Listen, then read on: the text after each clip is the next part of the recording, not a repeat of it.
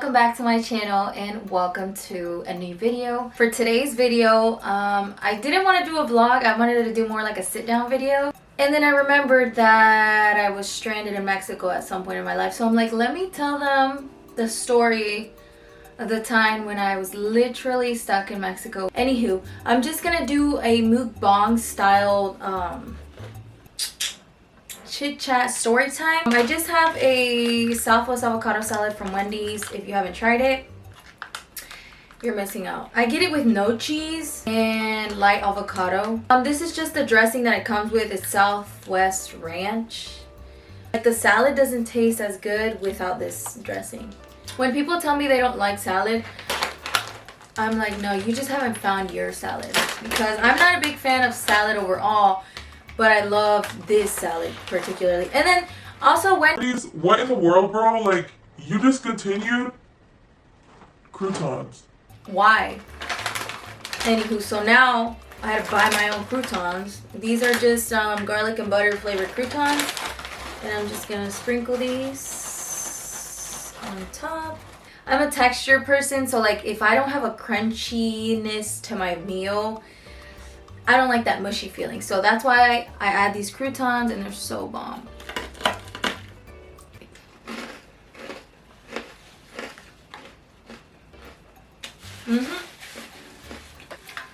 This is just water.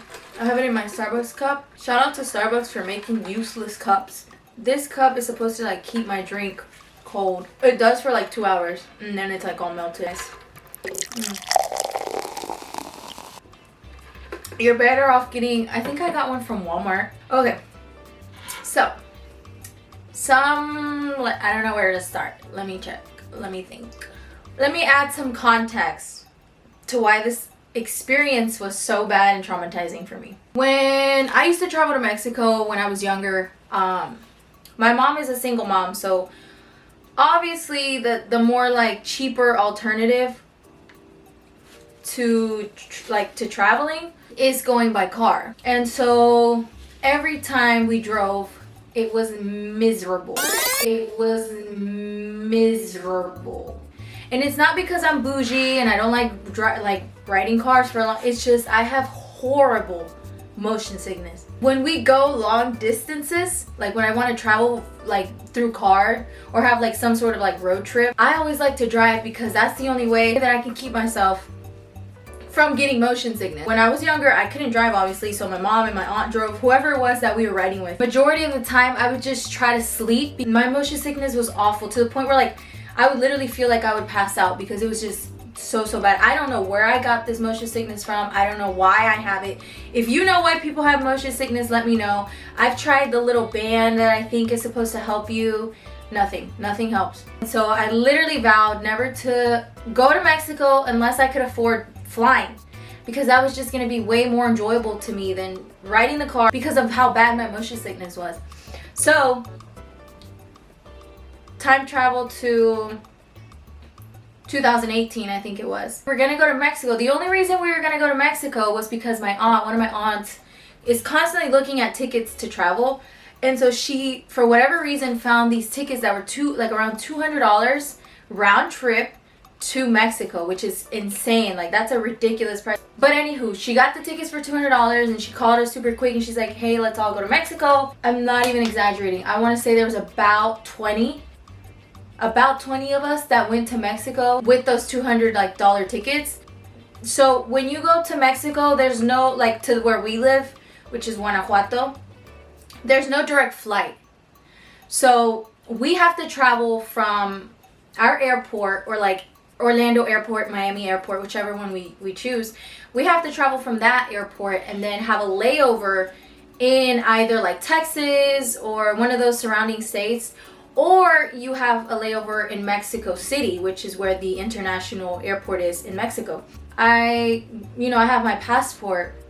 Never did I ever check, hey, is my passport expired?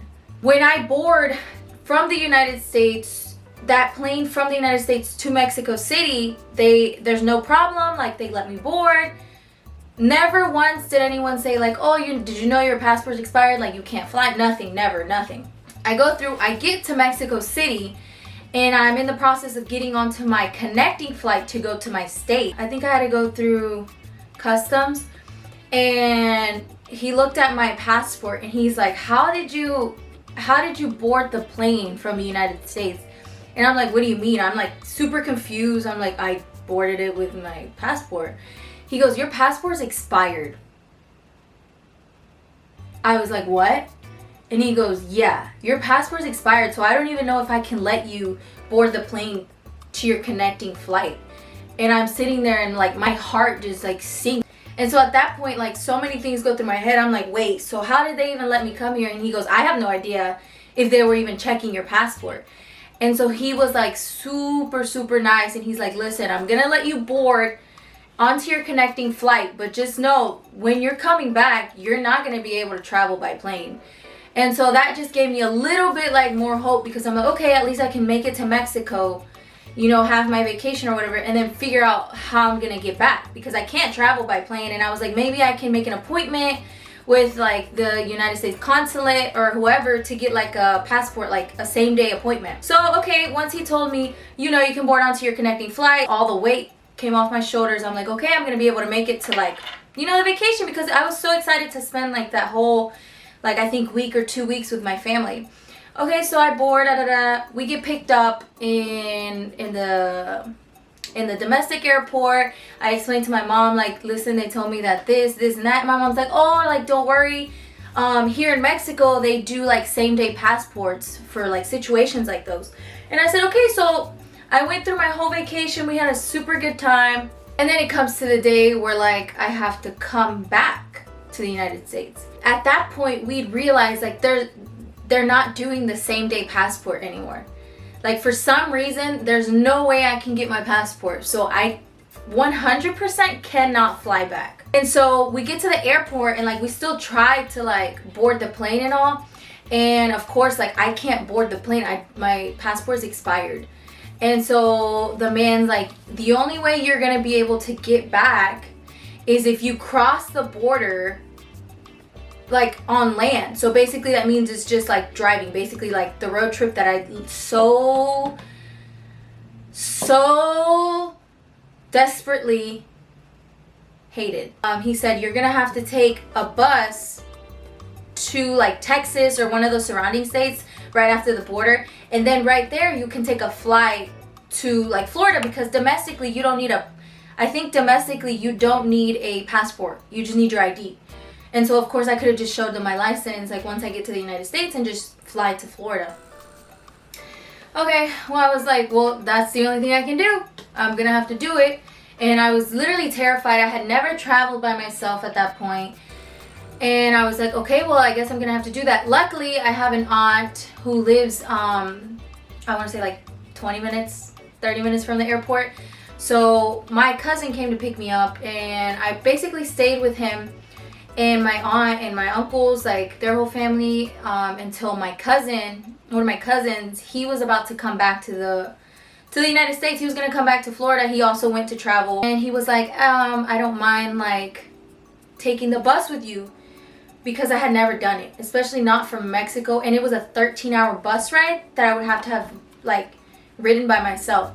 And so I'm like, okay, like once we get it figured out, like in my head I was like, okay, this can't be too bad. Like I'm gonna be in like one of those like buses, like those international buses that have bathrooms, AC, like everything's gonna be fine. Wrong. That trip was and will probably be the worst trip of my life.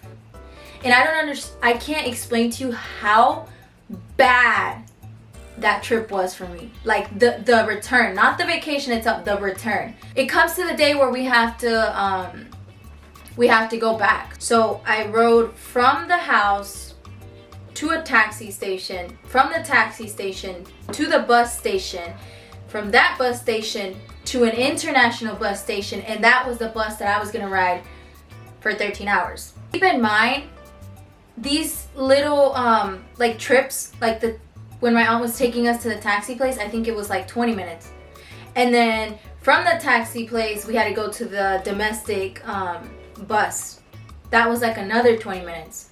Then from the domestic bus to the international bus, I want to say it was like 2 hours. But keep in mind, this is in Mexico. The roads are not even.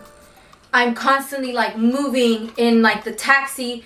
I'm moving in the car. I'm moving in the domestic bus. By the time I got to the international bus, I was so dizzy and I literally felt a knot, like I was about to throw up. So when we got to that international bus station, I'm like, I need a piece of fruit. I need a piece, like a lemon, a lime. I need to bite on something like acidic, because that's the only way that like gets that like nauseous, nasty like feeling. And so there's no fruit to be found. There's nothing. This is where the trip took an extremely bad turn. So we're getting on the international bus at this point. My cousin decides to buy a churro. And if you've ever been on a Mexican bus or like a Mexican international bus or any kind of buses, they allow the vendors to go in before we take off. So like the vendors are coming in, like we're already seated, we already took our seats, packed our stuff. And there's vendors coming in with like chips and like peanuts and a lot of different like snacks, except for fruit. And then there's this man who has this like literally like a bouquet of roses. But instead of being roses, they're churros. And my cousin thinks, hey, let me get a churro before the ride, because I don't know, like it's a 13-hour bus ride. We don't have food. All we have, I think, is water at this point. But there's nothing that I want. Like, it's not like I didn't want to buy anything. It was just that I was so nauseous. I was so out of it that I did not want anything to eat. I just wanted a piece of fruit, but I couldn't find it. So my cousin buys a churro. He's eating it, and I remember him taking a bite out of it, and it's like pink on the inside. And that has nothing to do with like it being nasty or like cooked wrong. The flour that they used to make that churro was pink for whatever reason. And he bites into it, and I'm like, maybe, you know, if I eat something, it'll make me feel less nauseous. Wrong. I take a bite of the churro. I'm not a big fan of a lot of like sugar on stuff, but I wanted to just do it because I'm like, maybe this will make me feel better. I haven't even ate my salad. This is where I knew I fucked up. After I have the bite of the churro, we start to take off. As soon as the bus took off, I said, I don't know how I'm gonna do this. I said, I couldn't lean back. Like it was like an individual seat, like individual seats, but you can't like lean back too much. Like you barely have like any leg room. I'm like already, it's like an hour in. My stomach is just not having it. Like I'm this close to throwing up. And so I'm like trying not to think about it. Like I'm sweating at this point. Like I probably have a fever. He's already doing me the favor of coming with me. Like he could have easily taken a trip, an airplane. Yeah, I'm fine. Like I'm good. And like internally, I'm actually quite literally dying. This is so graphic and so nasty, but it has to deal with why this experience was so bad. Remember that churro that I had? Well, an hour in, I start to feel that thing come back up. We traveled during the night, and so at this point, everyone's sleeping, like it's super quiet. I promise you, I couldn't even sleep 10 minutes before I was like already like on the verge of puke. I didn't want to puke because I was like, I don't want to go to the bathroom and like do the most. So I lean my head over to the front seat, like to the seat in front of me, and I'm just leaning there like just like breathing slowly, like trying to calm myself, trying to figure out what'll help the motion sickness. Like I don't want to throw up, but I'm literally to the point where like I started seeing little stars because I was like, I'm about to pass out. I'm like putting my head like this in the seat in front of me, and then all of a sudden I just feel the bus like stop, but it stopped. It was going like super fast. And then it just stopped, and like you know, like that feeling where like your whole weight goes forward. Well, I feel the puke literally come up. I had a hoodie, and I was literally like, I'm not about to like, no, I am not gonna be that bitch that's like annoying and puking. No, hell no. So I grabbed my hoodie, and as soon as I felt it, like I spit it out. And I wrap it up in my hoodie because I'm like, I don't want it to stink. I don't want my cousin like to find out that I'm quite literally dying. And that happens the entire way. And at this point, I am so like, I am not even like, I'm seeing blurry. I'm like dizzy, and I'm trying to keep my composure because I don't want like my cousin to like find out that I really don't feel good, because he was gonna freak out, and I didn't want to be more of a burden than I already was. When we got to Texas, we met up with some of my cousins, like mom's side of the family, which is not my side. His dad is my mom's brother, and I know them kind of, but they're not like my family. My cousin takes me to his cousin's house. She's super sweet. Keep in mind, like internally, like I'm dead, but externally, like I don't want to look like that person, especially like because of I'm the reason this is happening, because I didn't check my passport. We get to her house and she's like, oh, like if you want to take a nap or a shower or whatever, like here's this. And she's like super sweet. I take a shower. After the shower, like I laid down, and I had never felt so nauseous in my life. I was sitting on the couch and everything was spinning. I was still, but the whole world was spinning, and it didn't stop for, I want to say, 2 or 3 hours. I laid there for 3 hours in agony because I just couldn't.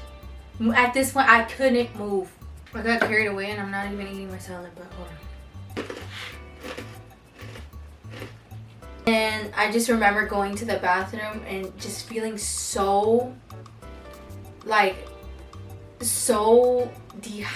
don't know how to explain it. If I would have kept feeling that way for another day, like I would have literally died. Okay, after Texas, we had to fly to Florida for boarding, and then I had to use the bathroom. This is so TMI, but like it has to do with the story. If you know what traveler's diarrhea is,